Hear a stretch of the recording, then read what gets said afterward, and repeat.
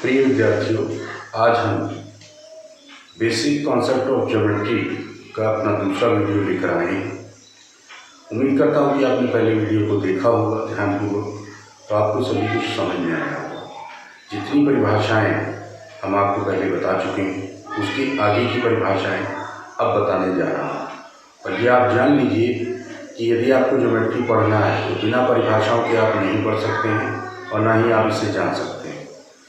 तो जितने कोणों तक बता चुका हूँ, उसके आगे जो कोण आता है वो है आसन्न कोण। उसे मैं आप संलग्न कोण।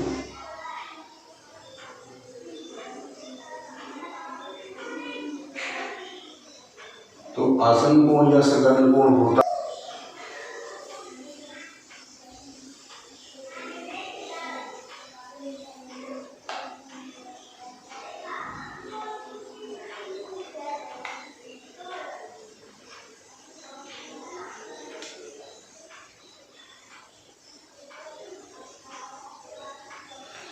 देखिए, ये चित्र है। इसमें OA किरण और OC किरण मिलकर कोण COA का निर्माण करते हैं। वहीं पर OB किरण और OC किरण मिलकर कोण BOC का निर्माण करते हैं। तो दो कोणों का ऐसा युग्म जिसमें एक शीर्ष उभयनिष्ठ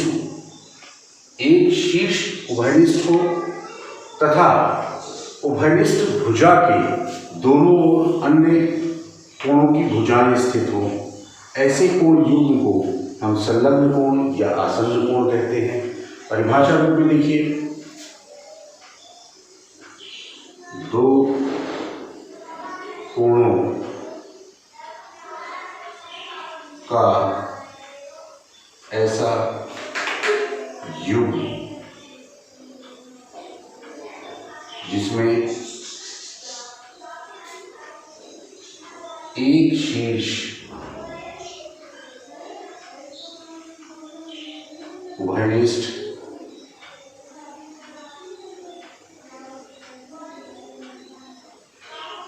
हो तथा कोणों की हो, तो दो कोणों का ऐसा ही जिसमें एक शीर्ष उभयनिष्ठ हो, तो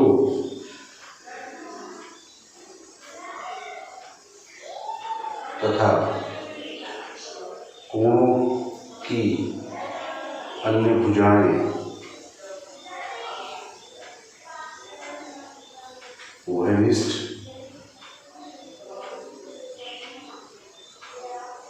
भुजा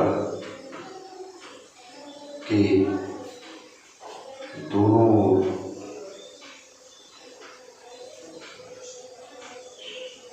हों,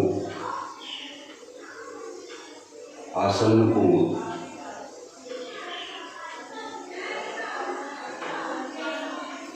या संलग्न कोण कहलाता है। जैसे कोण AOC तथा कोण BOC में OC किरण उभयनिष्ठ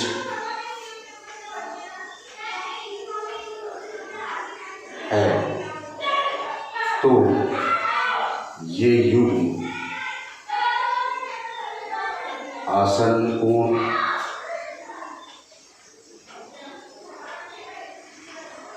कहलाएगा।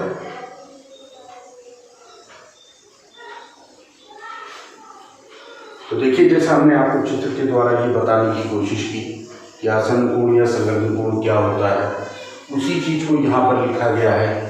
दो कोणों का ऐसा युग्म जिसमें एक शीर्ष उभयनिष्ठ हो तथा कोणों की अन्य भुजाएं, कोणों की भाई कोण दो किरण से मिलकर बनता है और जो किरण होती है वही उसकी भुजा कहलाती है।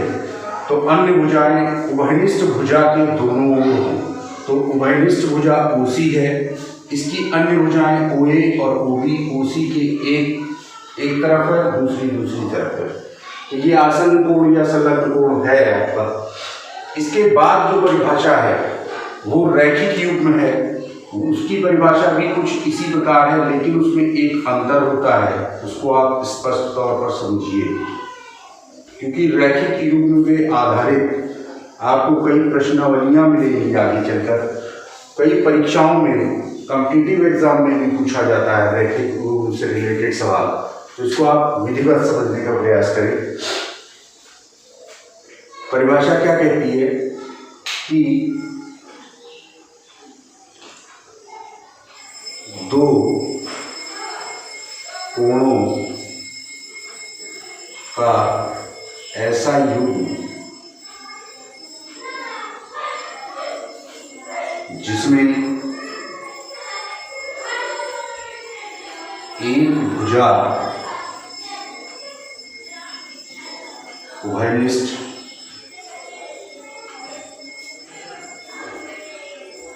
तथा कोणों की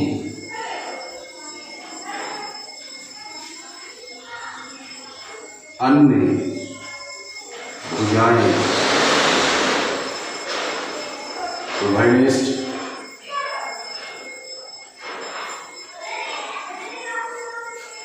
भुजा के विपरीत ओर हों तथा इन कोणों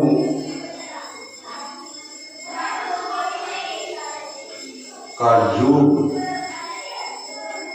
180 अंश हो तो ये रैखिक युग्म कहलाते हैं।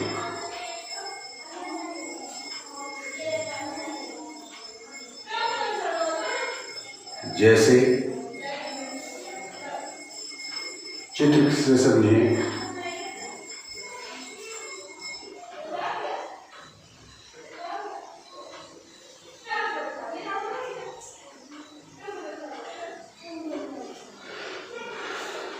कोण AOC तथा कोण BOC में OC किरण उभयनिष्ठ तथा कोणों की अन्य भुजाएं विपरीत ओर स्थित हैं।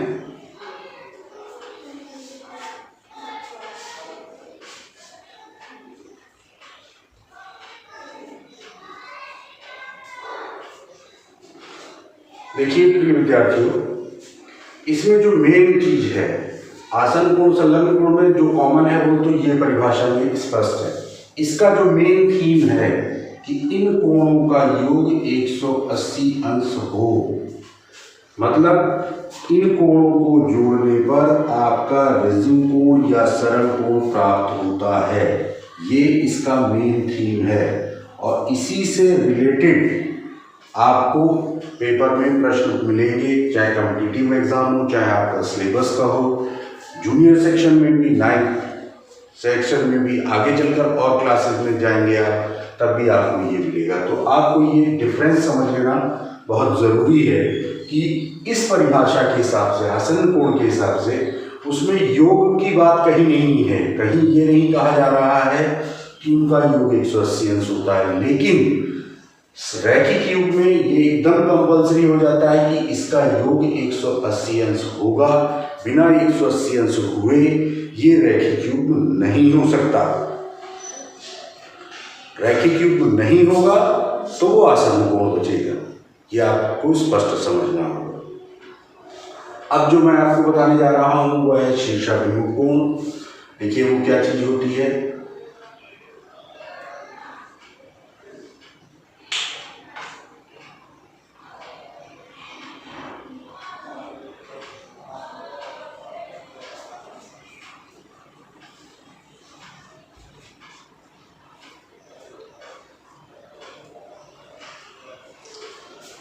इसकी परिभाषा बहुत ही आसान है।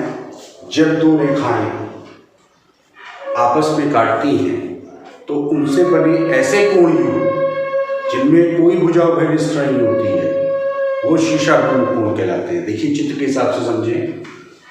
अगर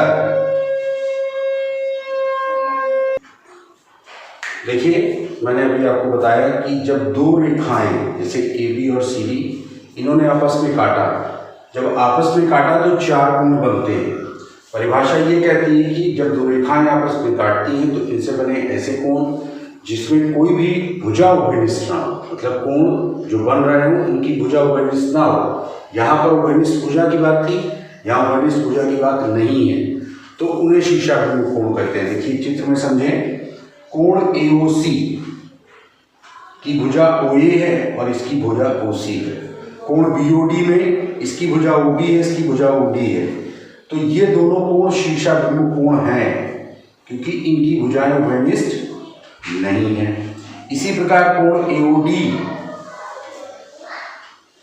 की भुजाएं OA और OD हैं। कोण BOC की भुजाएं OB और OC हैं। ये आपस में उभयनिष्ठ हैं, इसलिए उभयनिष्ठ नहीं है, इसलिए ये शीर्षाभिमुख कोण है। यानी कि दो रेखाओं के आपस में काटने पर दो शीर्षाभिमुख कोणों का युग्म प्राप्त होता है। ये जरूरी नहीं है कि केवल दो ही काट सकती हैं, इनको भाई AB रेखा को आगे चलकर कोई और भी काट सकता है, CD रेखा को कोई आगे चलकर और भी काट सकता है। उस कंडीशन में उन कोणों के मान और बढ़ जाएंगे। लेकिन आप ये क्लियर समझें कि जब दो रेखाएं आपस में काटेंगी, देखिए मैं बार बार आपको बता रहा हूँ रेखाएं, क्योंकि रेखा की ये कंडीशन होती है कि वो दोनों तरफ विस्तारित हो सकती है, आगे और पीछे दोनों कहीं जा सकती है। रेखाखंड नहीं है बल्कि रेखाएं हैं। ये एरो का ध्यान दीजिएगा, एरो से ही डिफरेंस पता चलता है रेखा रेखाखंड किरण का। तो आप इसको परिभाषा रूप में समझिए। जब दो रेखाएं आपस में प्रतिच्छेद करती हैं तो उनसे निर्मित या बने हुए ऐसे कोण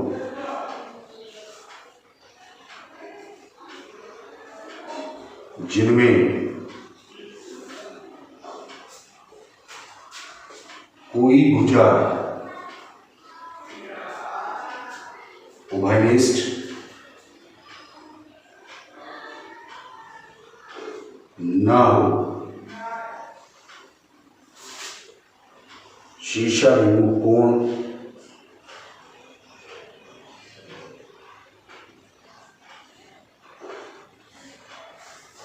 कहलाते हैं।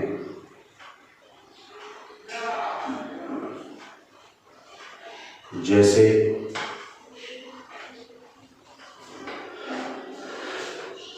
कोण AOC बराबर कोण BOD और कोण AOD बराबर कोण BOC।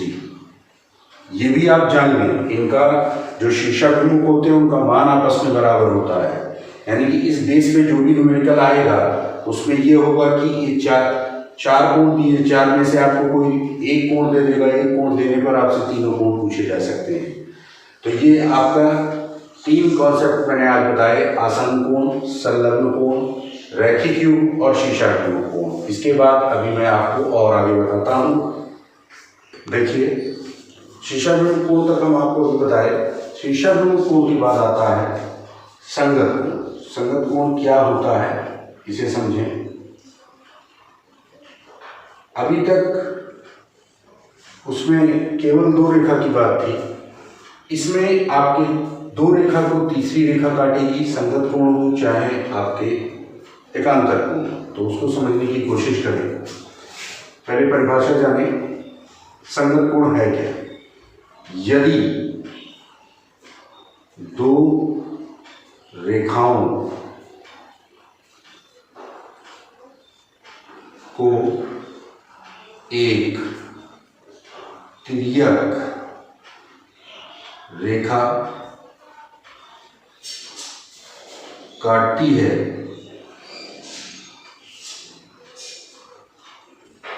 तो उस रेखा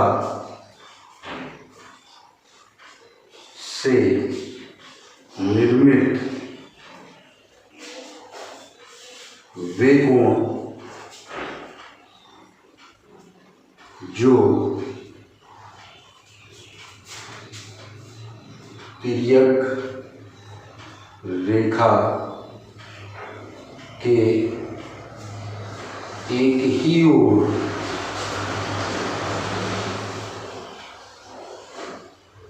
स्थित हो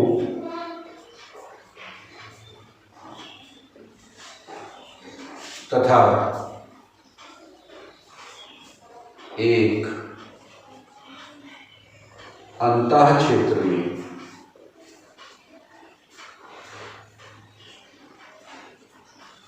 तथा एक बाह्य क्षेत्र में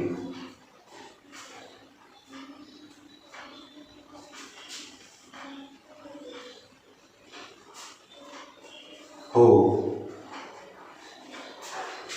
संगत कोण कहलाते हैं।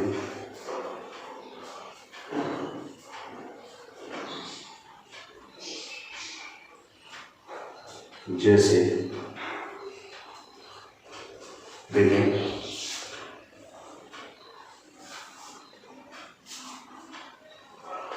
ये AB है और ये CD है, दो रेखाएं हैं, इनको एक रेखा PQ ने काटा, जिन बिंदुओं पर काटा है वो R और S है। तो पहली चीज आप ये समझें कि ये दो रेखाएं हैं, इनको ये तिर्यक रेखा काट रही है। तो तिर्यक रेखा काटती है तो दो क्षेत्र बन जाते हैं। इन रेखाओं के बीच का क्षेत्र अंतः क्षेत्र होता है, रेखा के ऊपर का क्षेत्र जैसे ये वाला और ये वाला ऊपर और नीचे का ये बाह्य क्षेत्र कहलाता है। परिभाषा में स्पष्ट रूप में लिखा है कि यदि दो रेखाओं को तिर्यक रेखा काटती है तो उस रेखा से निर्मित वे कोण जो तिर्यक रेखा के एक ही ओर स्थित है। ये तिर्यक रेखा है, इसके एक ओर ये स्थित है, एक ओर ये स्थित है। यानी कॉन्सेप्ट ये कहता है कि इस रेखा से इस तरफ के कोण और उसमें एक अंदर हो और एक बाहर हो, एक अंदर और एक बाहर, यानी दो पेयर्स इस साइड में बन रहे हैं, दो पेयर्स इस साइड में बन रहे हैं। ये सभी कोण संगत कोण कहलाएंगे। अब इसको आप देखें कैसे। कोण जैसा कि आपको पहले बताया जा चुका है कि कोण लिखने में किस तरीके से लिखा जाएगा। कोण DRQ ये बाह्य क्षेत्र का कोण है। कोण BSR के बराबर होगा, ये संगत कोण होगा। दूसरा कोण DRS बराबर होगा BSP के, ये संगत कोण इस तिर्यक रेखा के इस तरफ के। अब इधर आइए तो कोण QRC बराबर कोण RSA तथा कोण CRS बराबर कोण ASP। तो बच्चों ये एकदम स्पष्ट रूप से मैंने आपको समझाया कि संगत कोण क्या होता है। जब तक आप ये कॉन्सेप्ट नहीं समझ पाएंगे तो आप समझिए कि इस बेस पर आधारित आप सवालों को नहीं लगा सकते। तो ये कोण और ये कोण बराबर होगा, ये कोण और ये कोण। इसी प्रकार इधर ये वाला कोण इसके बराबर, ये वाला कोण इस वाले कोण। ये है आपका संगत कोण। अगला है एक अंतर कोण, उसे समझें। तो जैसे इसमें है दो रेखाओं के लिए रेखा काटती, सेम इसमें भी है कि यदि दो रेखाओं को एक तिर्यक रेखा काटती है तो यहां से कहानी अलग है। उस रेखा से अंतः क्षेत्र में निर्मित वे कोण जो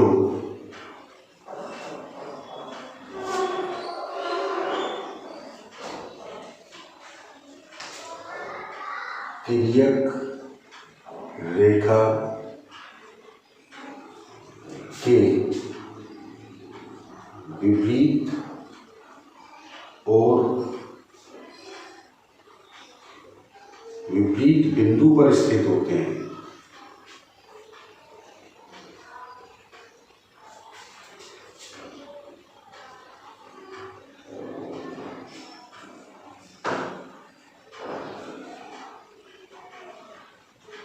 एकांतर कोण कहलाते हैं। जैसे अब देखिए, इसे चित्र में समझिए।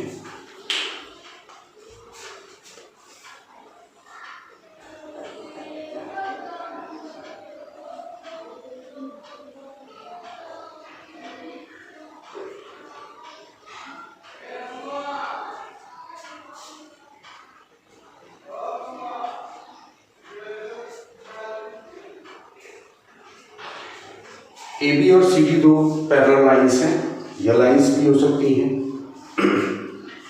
इनको एक PQ रेखा ने काटा। तो जब PQ रेखा ने काटा तो मैंने आपको पहले बताया था कि अंतर क्षेत्र कौन सा होता है, बाह्य क्षेत्र कौन सा होता है। रेखा के अंदर वाले भाग को अंतर क्षेत्र कहते हैं, बाहर वाले भाग को बाह्य क्षेत्र कहते हैं। तो परिभाषा में साफ साफ लिखा है कि उस रेखा से अंतः क्षेत्र में निर्मित वे, तो अंतः क्षेत्र ये वाला अंदर वाला निर्मित वे कोण जो तिर्यक रेखा के विपरीत बिंदु पर, जैसे इसका एक बिंदु R है और एक बिंदु S है, विपरीत बिंदु पर विपरीत ओर स्थित होते हैं, वो आपके एकांतर कोण कहलाते हैं। जैसे यहाँ पर इस बिंदु पर ये कोण स्थित है, इसके उल्टा इस बिंदु पर ये कोण स्थित है, तो ये कोण एकांतर है, यानी इसका मान इसके मान के बराबर है। क्यों? क्योंकि ये एकांतर कोण है। उसी प्रकार ये वाला कोण और ये वाला कोण बराबर है। क्यों बराबर है? क्योंकि ये भी एकांतर कोण है। तो जैसे कोण CRS बराबर कोण RSB के, तथा कोण DRS बराबर कोण ASC।